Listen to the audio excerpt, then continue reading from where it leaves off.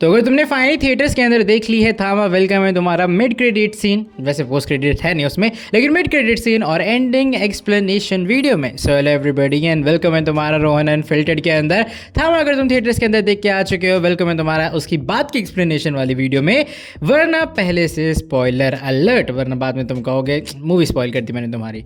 Movie की ending की पहले बात करते हैं तो एंडिंग हुई है इस तरीके से कि आलोक, अब जो कि आयुष्मान खुराना का कैरेक्टर है, वो नया थामा बन चुका है बेताल की पूरी कम्युनिटी का। अब वो बेताल और ह्यूमंस के बीच में एक बैलेंस बना के रखेगा और ये उसका नया रोल है, जो कि यक्षासन यानी कि नवाजुद्दीन सिद्दीकी के कैरेक्टर की जगह अब वो उनका थामा यानी लीडर बन के राज करेगा। अब उसके पास ताकत आ चुकी है, उसको देवी की ताकत भी मिल चुकी है और वो ऐसा पहला बेताल बन चुका है जिसका दिल भी धड़कता है, जो कि बाकियों के पास ऐसी ताकत नहीं है। और ऐसा उनकी हिस्ट्री में भी कहा गया था कि इंसान एक दिन ऐसा आएगा जो कि उसका दिल धड़केगा और वो तुम लोगों का थामा बनेगा, और वो फाइनली आयुष्मान खुराना यानी कि आलोक है। लेकिन इसके आखिर में हुआ क्या कि जो यक्षासन यानी कि नवाजुद्दीन सिद्दीकी वाला कैरेक्टर है, उसको फिर से ये लोग एक गुफा में फेंक देते हैं जिसमें वो पहले से कैद था, और उसे दोबारा उसी जगह फेंक दिया गया क्योंकि उसके कर्म अच्छे नहीं है और वो इंसानों का खून पीना चाहता है। लेकिन कहानी यहाँ खत्म नहीं हुई है, क्योंकि आखिरी में सरकटा आया और सरकटे ने यक्षासन को वहां से निकाल दिया है।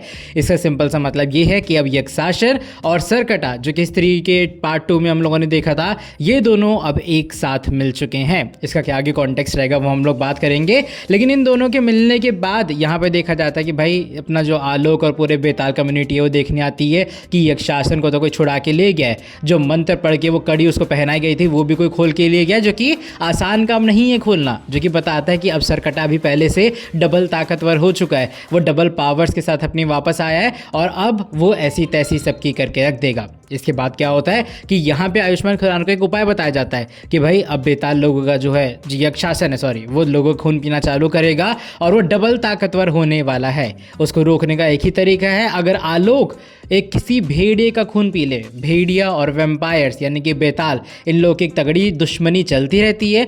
वरुण धवन जिन्होंने इस फिल्म में कैमियो दी है, उनका जो भेड़िया है वो भी ट्रांसफॉर्मेशन नहीं हो रहा था सरकटा से पिटने के बाद, तो उन्हें बेताल का एक छोटी सी खून की बूंद चाहिए थी और भेड़िया डबल पावरफुल हो गया। तो सेम वैसे ही अगर आलोक को एक ताकतवर बेताल बनना है, उसे भेड़िया का खून चाहिए होगा। तो अब वो उस मिशन पे भी जाएगा कि वो उसका खून पिए और वो फाइनली यक्षासन को एक बैटल के अंदर हरा पाए। बात अगर मैं करूं मिड क्रेडिट सीन के बारे में, तो मिड क्रेडिट सीन में हम लोग देखते हैं कि भेड़िया सूंघते सूंघते फाइनली बेतालों की जगह पे या फिर उनके एरिया पे पहुंच चुका है और अब वो वहां पे हमला करने वाला है।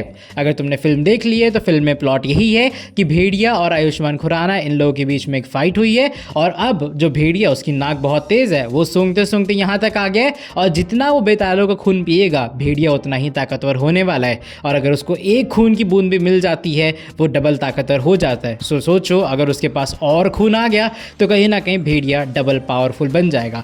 जिन लोगों को नहीं पता, मैडक हॉरर कॉमेडी यूनिवर्स की जो आगे की टाइमलाइन है वो कुछ इस तरीके से होगी। तो उसके बाद तुम्हें शक्तिशालिनी देखने मिलेगी, फिर भेड़िया 2 आएगी एंड देन ये लोग आगे चामुंडा और उसके बाद 3 एंड फाइनली जैसे तुमने एवेंजर्स के अंदर देखा होगा महायुद्ध, यानी कि एक तरह का एंड गेम सॉर्ट ऑफ महायुद्ध 1 और महायुद्ध 2 होने वाला है। तो उसकी प्रेपरेशन ये लोग अभी से कर रहे हैं। अभी सिर्फ सरकटा और यक्षासन एक साथ आए हैं, लेकिन आगे जितने भी एनिमीज होंगे, जितने भी विलन वाले कैरेक्टर हैं, वो लोग एक तरफ आएंगे और जितने भी हीरो वाले कैरेक्टर हैं वो दूसरी तरफ आने वाले हैं। शक्तिशालिनी एक स्टैंड अलोन फिल्म होगी, लेकिन डेफिनेटली वो इस यूनिवर्स का पार्ट होगी। उसमें अनीत पड्डा फीचर की जाएंगी एंड वो भी एक पॉजिटिव कैरेक्टर है। जिस तरीके से उसका एक टीजर या फिर एक छोटा सा ग्लिम्स इन लोगों ने ड्रॉप किया है, जहां पर सिर्फ मंत्र का उच्चारण ही में दिखाया जा रहा है, जो कि बताता है कि ये पॉजिटिव कैरेक्टर ही है और कहीं ना कहीं ये लोग इसको बहुत अच्छे से हमारे हिस्ट्री और इंडियन फोकलेयर से कनेक्ट करके ही आगे ले जाने वाले हैं। साथ में एक और बात ये भी है कि आगे अब जो भेड़िया 2 आने वाली है उसका सेंटर ऑफ पॉइंट यही होगा कि पहले भेड़िए की ताकतें जा चुकी हैं, अब भेड़िया अपनी ताकत वापस लाया है और वो भेड़िया अपनी ताकत वापस ला के कैसे अटैक कर रहा है इन वेम्पायर्स के ऊपर, उसके ऊपर वो कहानी बेस होगी। बाकी देखो आगे क्या होता है। अभी फिलहाल एंडिंग एक्सप्लेनेशन और मिड क्रेडिट्स के लिए यही कुछ था, ज़्यादा कुछ खास है नहीं अभी फिलहाल इन लोगों ने जो छोड़ा है हमें समझाने के लिए, क्योंकि ऑलरेडी कहानी बहुत सिंप्लीफाइड फॉर्म में समझा दी ली गई है, अगर तुम लोगों ने पूरी मैड डॉग की टाइमलाइन फॉलो की होगी तो एक बार देखते ही वो दिमाग में आ जाएगा कि अच्छा ये तो कहानी ये लोग ऐसे कनेक्ट कर रहे हैं। एंड डेफिनेटली मैं कहूँगा इंडियन सिनेमा का जिस तरीके से हाल है उस हिसाब से मैड डॉग बहुत अच्छा कर रहा है और उन्होंने स्टोरी को एक सेंसिबल वे में कनेक्ट किया है। ऐसा नहीं है कि बागी 3 अलग है, बागी 2 अलग है, बागी अलग है और बागी 4 एकदम अलग है, सिर्फ कैरेक्टर एक ही कंटिन्यू हो रहा है, ऐसा नहीं है। स्टोरीज को कनेक्शन अच्छा दिया गया है। और अभी फिलहाल टाइमलाइन में थामा 2 का कोई एज सच उन लोगों ने जिक्र किया नहीं है, लेकिन मुझे लग रहा है अगर फिल्म अच्छी जाती तो शायद ये लोग उसको भी ऐड ऑन कर सकते हैं अगर इनके पास कोई स्टोरी हो बताने के लिए। लेकिन अभी फिलहाल के लिए भेड़े का कैमियो दमदार है, वो आगे और बढ़ा जाएगा। अभी फिलहाल के लिए मैं वीडियो को यहीं पर खत्म कर रहा हूँ। अगर तुम्हें ऐसा लगता है कोई ऐसा पॉइंट रह गया जो कि हम लोगों ने डिस्कस नहीं किया है तो डेफिनेटली कमेंट सेक्शन तुम लोग के लिए ओपन है। थामा तुम्हें कैसे लगी बताना कमेंट सेक्शन में। मैंने देखा बहुत लोग उसको क्रिटिसाइज कर रहे हैं, but I feel movie is a great entertainment. अगर तुम थिएटर्स में जाओगे तुम्हें मज़ा ज़रूर आने वाला है। बस अभी फिलहाल वीडियो को यहीं पर ख़त्म कर रहा हूँ। ऐसी और वीडियोज़ के लिए सब्सक्राइब कर दो अभी के अभी रोहन अनफिल्टर्ड को।